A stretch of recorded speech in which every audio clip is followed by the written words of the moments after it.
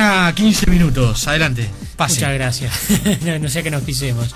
Lo comentábamos más temprano, la Dirección Nacional de Medio Ambiente otorgó el visto bueno para la instalación de la regasificadora frente a Puntas de Sayago, este polémico proyecto que va a llevar adelante Gas Sayago, esa sociedad anónima propiedad en un 90% de UTE y 10% de ANCAP. Había estado, recordemos, muy picada la audiencia pública que llevó adelante el gobierno, donde varias autoridades habían manifestado y expresado cuáles eran los puntos positivos de esta iniciativa y cuáles son las políticas para poder mitigar los impactos ambientales. El gobierno pretende llevar a cabo esta iniciativa y que esté pronta en el mayor tiempo posible. De todos modos, recordemos, esto es algo que lleva mucho tiempo para poder construir. Obviamente, desde el gobierno se está reivindicando la necesidad para poder llevar a cabo esta iniciativa por la demanda de energía que está creciendo en los distintos proyectos industriales, sobre todo aquellos de gran envergadura que están surgiendo y que se están ejecutando o que se van a ejecutar. A partir de este momento estamos en diálogo con Ramón Méndez, el director nacional de Energía. ¿Qué tal? ¿Cómo le va? Buenos días. Buen día, ¿qué tal? ¿Cómo están ustedes? Bien, gracias por atendernos. Obviamente llega en un tiempo estipulado que se necesitaba, ¿verdad?, la luz verde de la Dinama para que se pueda concretar esta iniciativa. ¿Cómo lo toma el hecho de que la Dinama otorgó ese aval ambiental tan polémico para este proyecto? A ver, varias precisiones. En primer lugar, sí. No había ningún tiempo, una de las informaciones que no es correcta y que se ha ido difundiendo por allí, no había ningún tiempo límite. ¿No había el 30 de octubre como fecha tope? No había ningún tipo de fecha tope el 31 de octubre, lo único, lo aclaramos una vez más, lo único que estaba estipulado en el contrato era porque en función de cuándo empieza la obra, hay ciertos arreglos con subcontratistas que tienen que ser diferentes. Por ejemplo, doy un ejemplo. Para poder hacer la obra es necesario comprar caños, es necesario comprar materiales, es necesario mandar a hacer un barco en un astillero en Corea. Entonces, los tiempos con los proveedores en los cuales se realizan los pedidos dependen de las disponibilidades de los proveedores. Por ejemplo, si en Corea, en el astillero, existe el espacio o no en el astillero como para poder comenzar un determinado barco. La provisión de determinado tipo de materiales no se hace en cualquier momento, sino que tiene que hacerse. Entonces, el cronograma que se había planteado era, todo el cronograma de trabajo que se había establecido era si la obra podía empezar antes del 31 de octubre. Si la obra tenía que comenzar después del 31 de octubre, entonces en ese caso había que rever algunos de los cronogramas, lo cual eventualmente podría exigir rever algunos costos, no necesariamente a la alta, también eventualmente a la baja, hay costos que van bajando con los tiempos. Entonces lo único que estaba planteado allí era simplemente que si no estaba la habilitación ambiental para antes del 31 de octubre, como para poder empezar la obra, había que rever algunos plazos, algunos elementos que estaban dentro del contrato. Eso es todo lo que había, pero no había ninguna exigencia, tampoco como se dijo falsamente, de que había que pagar alguna multa por parte del Estado si el 31 de octubre no estaba pronta la AP. Eso de ninguna forma. La Dinama se tomó todo el tiempo que precisó. Recordemos que esto empezó hace un año y medio, se hicieron las primeras presentaciones a la Dinama de este proyecto. En el febrero de este año, después de haber analizado el proyecto, primariamente la Dinama dio lo que se llama la viabilidad ambiental de localización, lo que quiere decir que es viable ambientalmente instalar una planta regasificadora en ese lugar. Eso ya lo había determinado la Dinama en febrero de este año. A partir de eso es que se hace la convocatoria internacional para elegir la empresa que va a construir esta planta, y lo que formalmente se presentó en el mes de junio, hace 4 meses, es los últimos estudios que la propia Dinama había sugerido que se había hacer. Los últimos estudios se presentaron en junio de este año. La Dinama se tomó 4 meses para analizar la última información que ya venía analizando desde tiempo antes, y lo único que tomó un estado público de alguna forma fue la audiencia, pero la audiencia es el final del proceso. primero la DINAMA analiza los temas, cuando entiende que ya hay información suficiente, esos temas, esa información se hace pública durante un mes. Durante ese mes se reciben los comentarios de cualquier interesado y al final lo que se hace es simplemente una audiencia pública para ver si en esa audiencia pública hay otros actores que quieren agregar algún elemento más a todo lo que ya tenía, y si se agregan elementos nuevos la DINAMA podrá reanalizar la situación. Si no se agregan elementos nuevos, como evidentemente por lo que vemos entendió la DINAMA, en ese caso simplemente está pronto para que emita su opinión final. Ese fue el proceso que se dio en relación a esta autorización ambiental. Bien, el 14 de octubre fue la audiencia pública. Después de ese día, bueno, a partir del intercambio que hubo, quizás en algunos momentos el clima no fue el mejor, ¿hubo algunos nuevos contactos con los vecinos de la zona? Con los vecinos de la zona se viene trabajando desde hace cerca de 2 años. Han habido una decena, yo diría, de instancias públicas, de compartir el proyecto, de entender cuáles son las necesidades del barrio. Estamos hablando de un barrio extremadamente vulnerable de Montevideo. Es un barrio donde existen dificultades sociales, hasta de transporte. Los vecinos nos compartieron hace ya un año, creo, por ejemplo, su temor a que el transporte pudiera verse aún más debilitado al que llegar trabajadores a la zona. Nos plantearon una cantidad de preocupaciones, y esas preocupaciones nosotros entendemos que las hemos sido tenido en cuenta de dos formas: para brindar más información en aquello que los vecinos consideraban que no tienen información, y por otro lado para ir cambiando algunos temas del proyecto o ir incluyendo preocupaciones de los vecinos en el proyecto, como bueno, por ejemplo, la circulación, el transporte, y otros elementos que no fueron planteando. El diálogo con los vecinos es permanente, fruto del cual, bueno, nosotros entendemos que recordemos que en la audiencia pública no fueron todos los vecinos que estaban en contra, es decir, lo que nosotros visualizamos es que hay una clarísima mayoría de los vecinos que están viendo con buenos ojos el proyecto. Incluso han habido declaraciones del grupo de vecinos a favor del proyecto, pero bueno, como suele suceder en estos casos, lo que más se escucha son las voces de esos 50, 100 vecinos que todavía no están convencidos y que lo expresan de una manera extremadamente ruidosa y extremadamente visible, y los entendemos. Ellos siguen estando convencidos de que por ahora este proyecto no les gusta y lo expresan de la forma que pueden. Se señala por parte de ese grupo de vecinos al que usted hace referencia, por ejemplo, que no existen garantías en materia de seguridad. Usted ya lo ha dicho, se manejó y se analizó el tema en la audiencia pública, pero incluso en las últimas horas surgió una propuesta del senador Pedro Bordaberry del Partido Colorado, señalando que quizás el departamento de Rocha sea el mejor lugar donde la regasificadora puede estar instalada. ¿Cómo ven ustedes esta posibilidad, que obviamente, dados los hechos, no va a ser así, ¿no? A ver, dos comentarios aquí. En primer lugar, que esta propuesta no es nueva, la analizamos, incluso representantes de Vamos Uruguay en su momento compartieron los directorios de UTI ANCAP y el directorio propio de la empresa Casallago.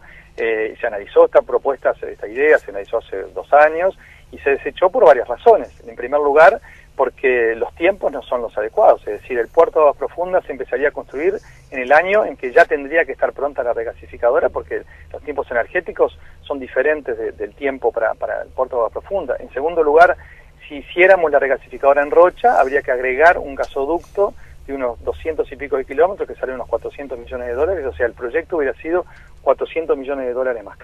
En tercer lugar, planteaba el senador Bordaberry la posibilidad de venderle a Brasil, porque está cerca, pero Brasil es un país muy grande, llegar hasta la frontera no es suficiente, el Chuy no tiene demanda suficiente, habría que hacer otro gasoducto para llegar hasta Porto Alegre, donde es un centro regional de consumo, y eso sale $1.000 millones más. ¿Quién va a poner esos $1.000 millones cuando Brasil está pensando instalar otra planta regasificadora en las cercanías de Porto Alegre? Entonces, eso fue analizado en su debido momento, fue rechazado por las razones que estoy diciendo. Hubiera sido una idea muy tentadora, pero no tuvimos más remedio por todas estas razones de dejarla de lado. El segundo comentario es que llama la atención un comentario del senador Bordaberry en este momento, cuando ya hay un contrato firmado con una empresa para realizar otro proyecto diferente. Queremos creer que lo que el senador no nos está diciendo es que tenemos que desconocer un contrato firmado con el Estado, dejarlo de lado y arrancar absolutamente de cero. Claro. Esta era la idea que que discutimos efectivamente hace 1 año y medio, 2 años. Mucho se habló también, y sobre todo a nivel de los vecinos, del informe del grupo Foster Wheeler, ¿verdad? Sí. Se señala que hay información allí que es bastante importante, información sustancial, como para poder demostrar que va a haber un impacto ambiental y social importante, sobre todo a nivel de aquellas personas que allí realizan la labor de la pesca artesanal. ¿Usted qué es lo que entiende acerca de este informe de Foster Wheeler? Bueno, a ver, ya lo hemos desmentido todas las veces que pudimos. Foster Wheeler es una empresa que no se dedica a hacer ni análisis ambientales, ni de riesgo, ni de pesca, ni absolutamente nada por el estilo. Foster Wheeler es una empresa norteamericana que efectivamente contrató el proyecto, sí, contrató ANCAP concretamente en el año 2009-2010, y lo que hizo Foster Wheeler fue un análisis comparativo desde el punto de vista tecnológico de diferentes ubicaciones posibles para la regasificadora. No descartó ninguna de los 6 puntos que se analizaron, ni recomendó más fuertemente ninguno de los puntos analizados. En particular, no descartó ni nada por el estilo el punto donde se va a hacer, y no hizo ninguna consideración ni ambiental, ni de pesca, ni de nada por el estilo en relación al punto en que efectivamente se va a hacer. Ese fue un informe del año 2010. Se contrataron otros estudios complementarios que el propio informe Foster Wheeler recomendaba contratar, que terminaron concluyendo que prácticamente el único lugar posible para instalar la planta era donde efectivamente se está instalando. La razón fundamental es que no se puede instalar plantas de este tipo en mar abierto, en el Río de la Plata, porque es un río que tiene mucha ola, mucho viento, y por lo tanto los proveedores de gas natural, los que vendrían con un barco para acoplarse a nuestro barco regasificador y transferirle el gas natural licuado, no aceptaron de ninguna forma hacer esa transferencia en aguas abiertas, sino que era imprescindible por el cuidado de los barcos y los riesgos hacerlo en aguas protegidas, y por eso había que construir la escollera que se está construyendo donde se está construyendo. Y lo que sí se hizo a posteriori es analizar si la ubicación que efectivamente se había elegido era una ubicación segura y ambientalmente sustentable. Y eso fue lo que se hizo contratando estudios específicos para eso, que los vecinos tienen, que son públicos, y que lo que muestran es que se hicieron estudios desde cualquier tipo de accidente que pueden llegar a ocurrir. Se analizó si por ejemplo, si se rompieran los tanques que contienen el GNL, se vertiera todo eso a la atmósfera o al mar, si hubiera al mismo momento una chispa y se prendiera fuego todo eso, qué consecuencia tendría sobre la costa. Y lo que se concluyó es lo esperable, es que si aún hubiera vientos en dirección de la costa, lo que llegaría a la costa sería prácticamente nada, se dispersaría todo en el camino, en esos 2,5 kilómetros de mar que hay entre la ubicación de la regasificadora y la costa. Incluso se vio que en la peor de los incendios, cuando se prende fuego prácticamente todo el barco, lo que llega a la costa es un calorcito como el que da una hornalla de una cocina a unas decenas de centímetros de la cocina, o sea, algo prácticamente imperceptible. Y esto, en realidad, estos resultados que se contrataron no nos causaron sorpresa, porque es compatible con lo que sucede en todos los países del mundo. Es decir, en Barcelona, en España, hay una planta regasificadora en el medio del puerto. En concreto, esta planta está a 1000 metros de uno de los barrios más poblados de Barcelona, al pie del Montjuïc. A menos de 2000 metros de esta planta regasificadora está el Estadio Olímpico de Barcelona, donde van decenas de miles de personas. Es decir, en un radio menor a la distancia que va a haber entre nuestra regasificadora y la costa montevideana, en un radio bastante menor a eso, en Barcelona viven decenas o cientos de miles de personas. Pero eso se repite en otros lugares. La planta más grande de Europa, la de Zeebrugge en Bélgica, a 850 metros del tanque, de uno de los tanques mayores de GNL, hay un edificio de 10 pisos, hay todo un barrio allí al lado de eso, y hay una playa, además al lado de una playa donde se baña la gente en verano, claro, en el verano belga, que es bastante más frío que el nuestro, pero hay una playa a 1000 metros de esta planta regasificadora. En Boston hay una planta en el medio de la ciudad. En Río de Janeiro, en la bahía de Guanabara, hay una planta regasificadora también alrededor de 1000 metros de las casas y de edificios. O sea, que nuestra distancia de 2,5 kilómetros es una instancia absolutamente prudente y absolutamente responsable desde el punto de vista de la seguridad, como lo muestra lo que existe en el mundo, pero además como lo mostraron los estudios específicos que se realizaron. Méndez, para terminar, ¿cuáles son los próximos pasos de aquí a que la regasificadora esté operativa? Bueno, en primer lugar, la habilitación ambiental de la Dinama, como es esperable, porque la Dinama trabaja de una forma extremadamente rigurosa y seria, plantea una serie de necesidades, de correcciones que hay que realizar, fundamentalmente en relación a aspectos sociales, en los que plantea que se tenga en cuenta algunos elementos como por ejemplo, el transporte, garantizar que la gente que vaya a trabajar allí no influya para nada en el transporte de la gente normalmente, elementos de ese tipo, elementos en relación a las vías de acceso, de las piedras, en el momento que tienen las piedras para construir la escollera, una cantidad de elementos que, si bien ya los teníamos previstos, ya se estaban analizando por parte de Gas Sayago, que la Dinama exige que antes de poder comenzar la obra, que le expliquemos específicamente y claramente cómo se va a hacer eso, o sea que todavía hay algunos elementos para acercar a la Dinama.